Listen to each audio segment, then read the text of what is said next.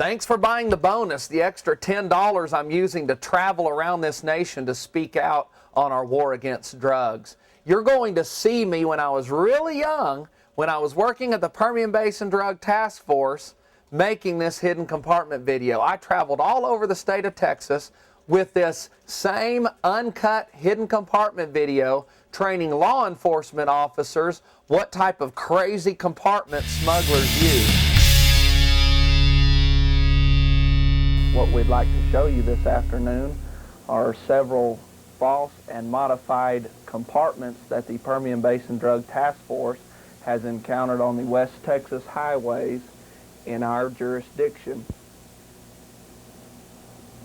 Let's go to the bullpen. The first modified compartment we'd like to start with is on this 1983 Ford LTD. This vehicle had a total of $95,000 cash wrapped in duct tape, hidden in various locations of the vehicle. The first location was the blower motor compartment of the LTD. The Mercury Marquis also have a similar compartment. When the hood was lifted, the investigator noticed that the screws holding the vent plate were only hand tight. The investigator also noticed that a piece of black plastic was underneath the vent compartment, which is not natural. It's supposed to be completely uncovered. When the vent plate was removed, the sheet of black plastic was removed. There was also a sheet of Bounty fabric softener, and inside were 10 bundles wrapped in gray duct tape.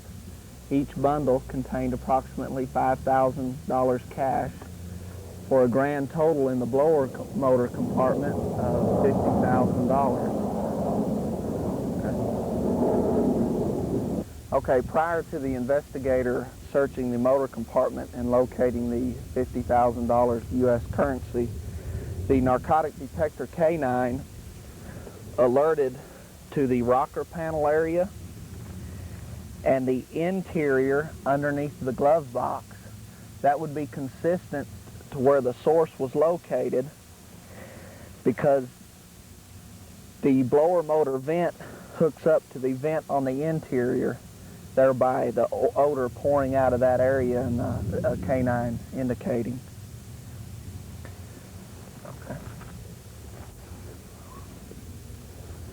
Okay, we're still on the same Ford LTD. As I indicated earlier, the dog did alert to the rocker panel areas. Rocker panels are common places for smugglers to hide contraband. They're very easy to detect. What the investigator noticed when he opened the door after the K9 alert, that there was fresh dirt mashed into the screws of the rocker panel cover plate. The smugglers had mashed the fresh dirt into the screws to keep the investigators from noticing that the screws had recently been removed. Also a good test on these rocker panels, if you'll get a screwdriver and attempt to take the screws out, if they come out fairly easy, that's an indicator that they've been in and out, and it's possibly a smuggling rocker panel.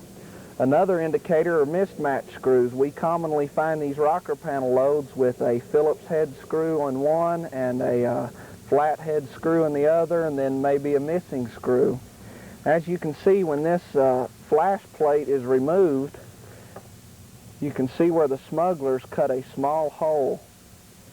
Between the two rocker panels on this car, there were $45,000 more cash, for a grand total of $95,000 hidden in the rocker panels. All cars have rocker panels, and they're hollow. It makes an excellent place for smugglers to hide contraband.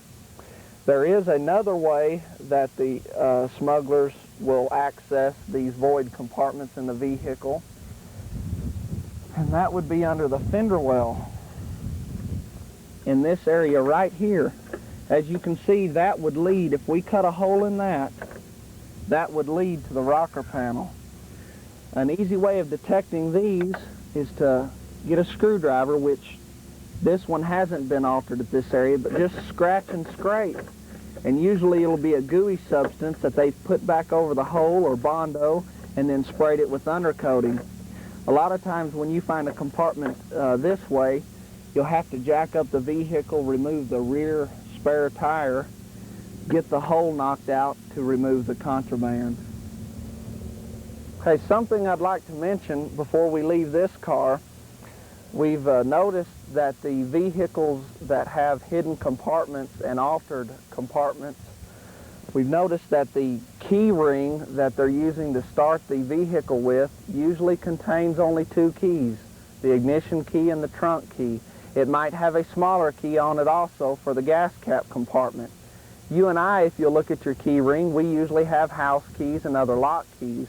But these vehicles that have the modified compartments are built for strictly one reason, and that's to smuggle contraband. They're not used to go back and forth to the store and back and forth from home, thereby only having a need for 2 keys on the key ring. Okay, moving on to the next vehicle. This is a Eagle that an investigator noticed had a false trunk. We're going to go to the trunk area and show you how to indicate these false trunks. Okay, this type of trunk that we're going to show you is an extremely common trunk, but it's very effective. These type of trunks have been seized throughout the United States. As you'll notice, if you look into the trunk, and if you don't know what a good trunk looks like, if you don't look at enough good trunks, this looks like a normal trunk. If you're familiar with the Buick Regals, the instant you notice that this portion of the trunk is too high. If you're not sure what year model of vehicle or what type of vehicle you're dealing with, and you don't know if this portion is too high or not, all you have to do is try to pull back the carpet and start looking for false compartment indicators. One very good indicator, and all it takes is a screwdriver, is punching the seams. And if you'll notice, when I punch the seam, that's gooey white caulk that they have spray painted black. Along this seam and up, that is completely false. That is not factory. They've built that, and you can see they've done an excellent job on this vehicle. There are several areas of access that the smugglers like to use. We'll show you the one they used on this vehicle, and then I'll explain to you the other trap doors and the areas that they'll put on them in other vehicles. The canine alerted to this area of the trunk. Evidently the odor from the false compartment was seeping through the back seat and back up, and that's what gave the canine the indication. So you can notice all that's real gooey. Not hard to detect once you're looking for, once you know what you're looking for.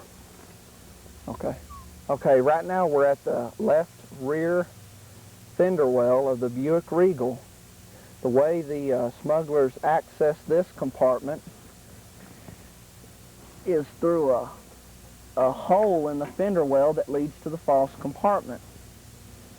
The smugglers had this plate screwed onto it in that fashion, and then they Bondo it and spray undercoating, where if you shine a flashlight under there, it looks natural unless you do some scraping with the screwdriver. Before the investigator ran the narcotic detector canine, he did a knocking trick that is very simple. If you're out there and you do not have access to a canine, these trunks can be knocked off. And it's simply a matter of reaching one hand to the bottom of the trunk area, one hand inside the trunk, and knock. If you can't feel the vibrations, if you don't more or less feel your knuckles meeting, it's a false trunk. All vehicles built have one sheet of metal for a trunk. They don't have two. So if you reach one hand underneath and one hand on top and knock and it doesn't meet, you've got a false trunk. Okay, what you're seeing here is a close-up view of the trap door under the left fender well. We have the vehicle frame jacked up right now, so Some indicators that we noticed on this vehicle also, it only had 2 keys on the key ring like I explained earlier. And there was a 3-ton hydraulic jack in the trunk of the vehicle. The smugglers used that 3-ton hydraulic jack to jack the frame up to gain access to the trap door in the fender well. What I want to explain to you, if you find one of these trunks and you have trouble locating the trap door, if the trap door is not at one of the fender wells, another common method, the smugglers will have a cut area in this section. Of course, it's going to look good just like this. It's going to be bondoed and repainted. And you can take your screwdriver and scrape along until you find bondo, and that's probably where your trap door is going to be. They'll either access it through there, the fender well, or if you'll remove the rear back seat on the other side, they'll have a trap door back here, just like I showed you on the front. Okay, we're still at the same Buick Regal. We noticed that this section of the false trunk was false, so naturally we would want to check this section. The way to check this section is the same way I showed you on this with the knocking technique. Reach one hand underneath, one hand on top, and knock. See, I can feel vibrations and I can tell my hands meet. That tells me that this section of the trunk is not false. Now, we have encountered numerous trunks where this portion was false, trapdoor access through the middle. This is a 1982 Oldsmobile Toronado. This one also has a fairly unusual false trunk, which we're going to show you in a minute. Once again, this vehicle only had 2 keys on the key ring. Something I forgot to mention earlier, it's common for us to find that the smuggling vehicles usually belong to somebody else other than the driver or one of the occupants. We'll go to the trunk. Okay, once again, if you know the Toronados and you open the trunk, the instant you look in the trunk, you can tell something's wrong. The trunk is not deep enough. If you're not familiar with what year model you're dealing with, you can apply the same techniques that I showed you a while ago to knock this trunk off. This is a fairly unusual trunk for one reason. The investigator noticed that the spare tire would not fit properly and mount on the spare tire rack. Now, this is exactly how a non-modified Toronado is built. It has the spare tire rack coming out of the back seat. Well, when the investigator noticed that the spare tire would not mount, and he noticed the trunk didn't appear to be deep enough, all it was a matter of doing is removing this cardboard carpet, and this is a removable false trunk. The smugglers built this compartment to fit perfectly against the back seat. Once the trunk was removed, I'll get it out in just a second.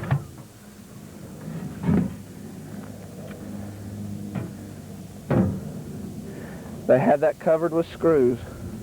38 pounds of marijuana located in this trunk. Okay, something else that might be important to note.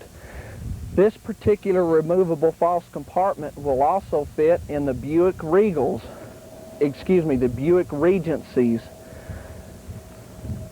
Through the process of elimination, if somebody's going to take the time to build a false compartment of this manner, why wouldn't they build it permanently inside the vehicle like the trunk we saw earlier? The only thing we can figure out is at the source cities that these are being built, there could possibly be hundreds of them, 50, hundreds of them maybe, where all the individual has to do is drive into the source city in a Toronado or a Regency, go to the pickup site, have a compartment that's already loaded, throw it in the trunk of the car, push the spare tire up against it, and go. Okay, the vehicle we're looking at right now is the Ford F-150 XLT. This vehicle has a compartment in it that we're going to show you that's capable of smuggling large quantities of narcotics. What you're looking at right now is the bed of this pickup.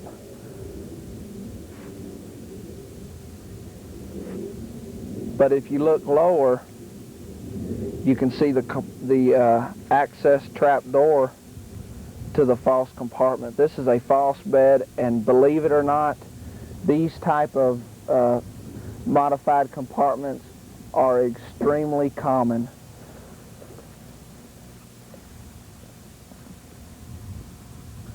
What I'm going to do in a minute, I'm going to pull the bed liner out of here. You're thinking they covered all their work up with the bed liner. And I'm going to cover this bed, take this bed liner off, and you're going to be surprised.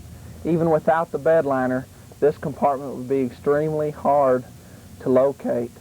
With the bumper mounted on this vehicle, the tailgate on the vehicle, plus the trap door bondoed. Here's my screwdriver. I don't have the screwdriver. Let me grab a screwdriver.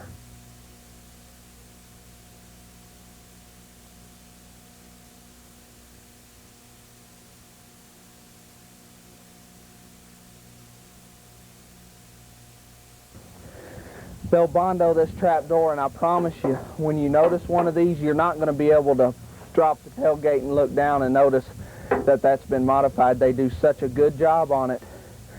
The easiest way to indicate this compartment, it's just like the tapping the trunk trick.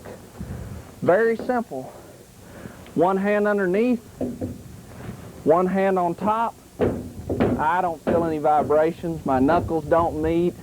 Anytime you get one like this, folks, it's a false bed.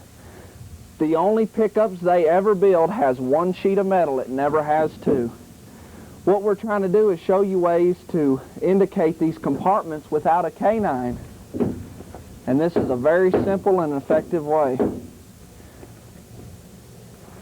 Okay, I'm going to remove the bed liner.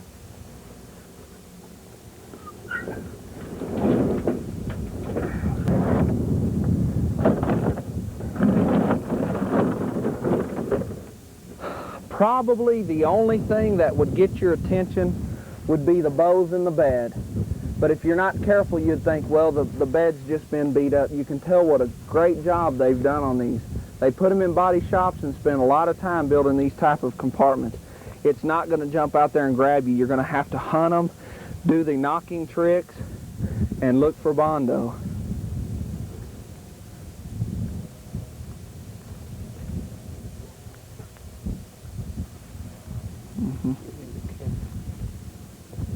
Okay, we found this plate. It's been laying on the ground and it's rusted somewhat, but that's what covers the trap door. And you can see the layers of bondo.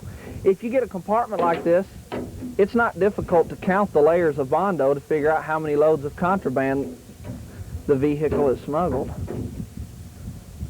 Okay, this is a 1977 Ford Explorer pickup. The smugglers utilized the void areas of this vehicle and modified them somewhat. It's on the interior of the pickup. We'll show you. Okay, what the investigator noticed upon searching the interior of the pickup, there were long screws, short screws, Phillips head screws, flat head screws holding the seat belt cover plate on. All it was a matter of is removing the screws. Then the investigator noticed that the seat belt housing was held on by a large bolt that was only hand tight. Unscrewed it, pulled this out, then you notice the modified compartment for smuggling contraband.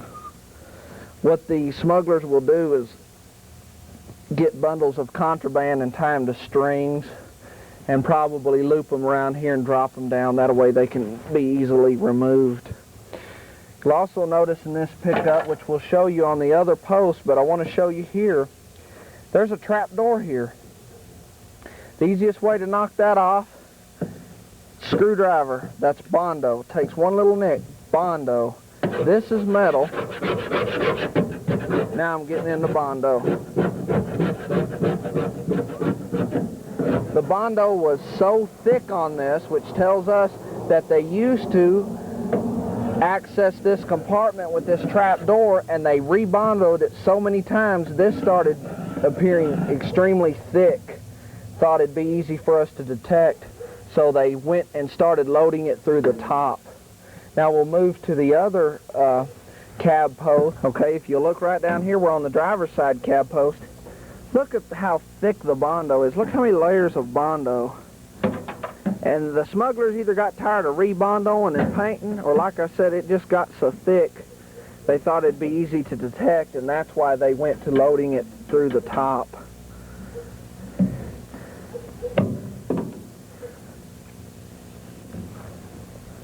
This is another old model Ford pickup. It would be hard for me to show you this type of compartment without removing the bed.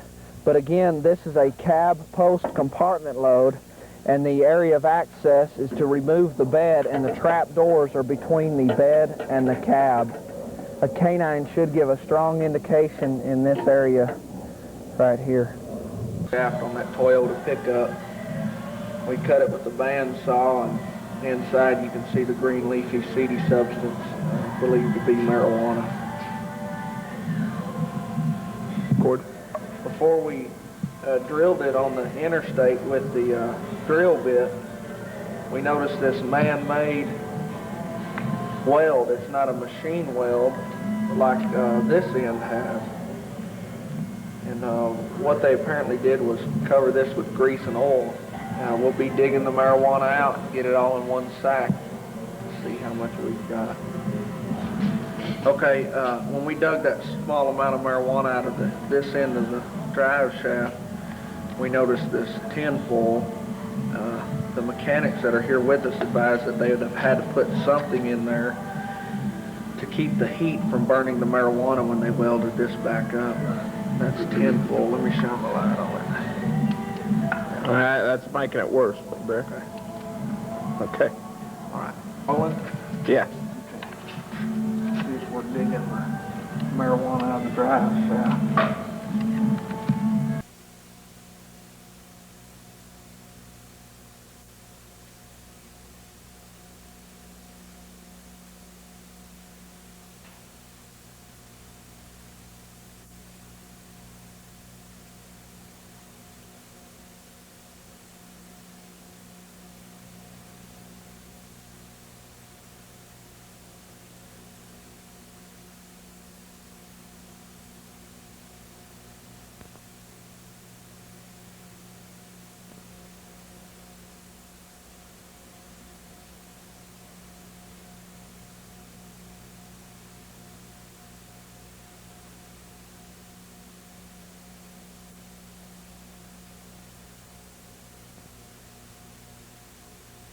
Interstate prior to the canine alert, we'd crawled under the vehicle, noticed the shiny bolts, which are indicators of recent removal on the gas tank, and the strap was not lined up like it should be.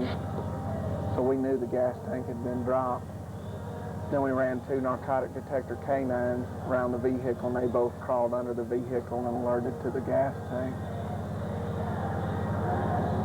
Okay, this section of the gas tank looks like it's been heated, and based on our experience we know that they put separate compartments inside these gas tanks to separate it from the gasoline, and that's what we think this is right now, where they've heated that up and done some welding and brazing to build a compartment inside.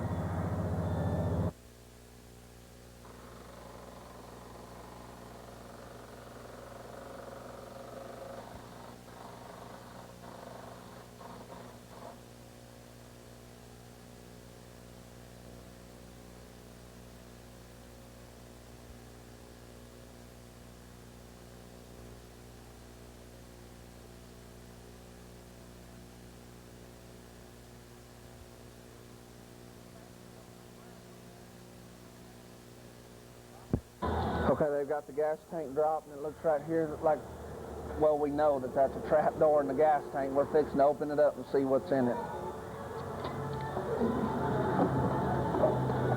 I'm taking a flathead screwdriver.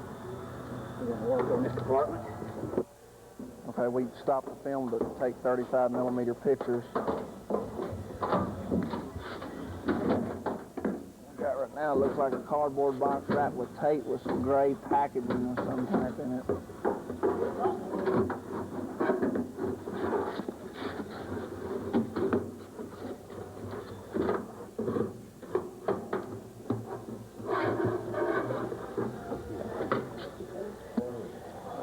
we're going to take this out and see what's in it. As we told you earlier, it does have that compartment built into it separate that we thought it would have. Compartment runs all the way back to there, so this does not hold much gas. Over 3/4 of the tank is false compartment. And I'm disappointed. I figured there'd be more cash than that. Did you?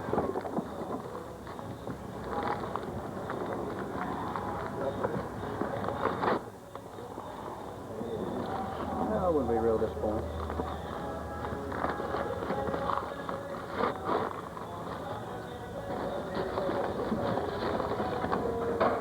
Looks like 3 bundles. So.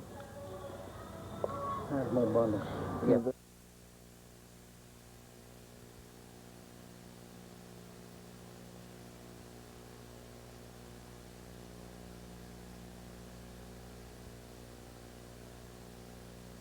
And this being 10,000, this being 5,000. Of course, we have not counted it yet.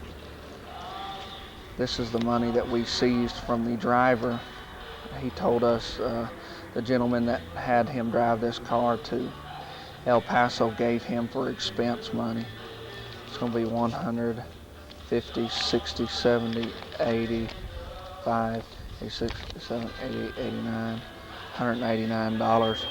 We are going to file civil seizure on the currency. This time, we're not charging the driver with any criminal offense. We will seize the automobile also.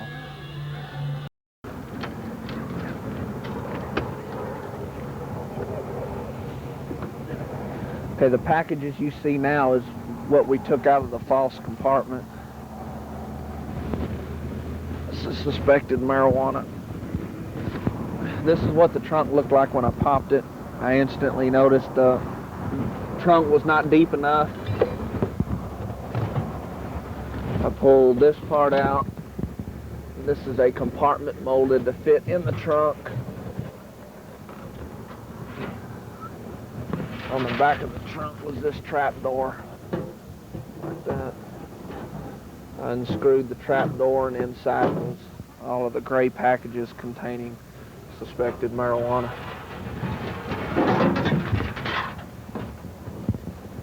The gentleman was arrested for possession of marijuana, and he will be booked into Ector County.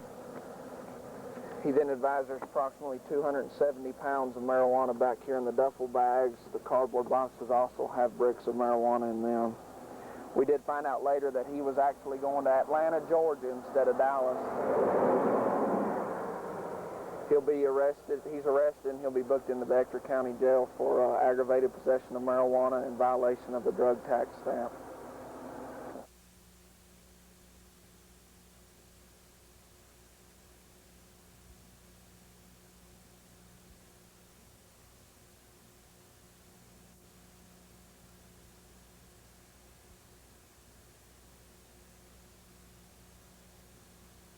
The dog was indicating the door rocker panel area. We took opened the door. We unscrewed the rock. Same date, January 8th, 1994. We finished counting the money. The 3 packages found in the driver's side rocker panel totaled $15,000. The 6 packages found in the passenger side rocker panel totaled $29,995. It lacked $5 of being $30,000. These are the 10 packages we found in the motor compartment of the vehicle that totaled $50,000 for a grand total of $94,995. The driver and passenger stated that they don't know where this money came from, they don't want it, they don't want to have anything to do with it. Okay, that's all the compartments we're going to show you today. For a quick recap, remember, an extremely good indicator are the key rings with only 1, 2, or 3 keys on them. The drivers or the occupants usually do not own the vehicles. And remember the tapping technique. It's extremely simple but very effective on the false trunks and the false beds. Don't think for a minute that the smugglers are not using these same type compartments on the highways that you have jurisdiction in. Thank you.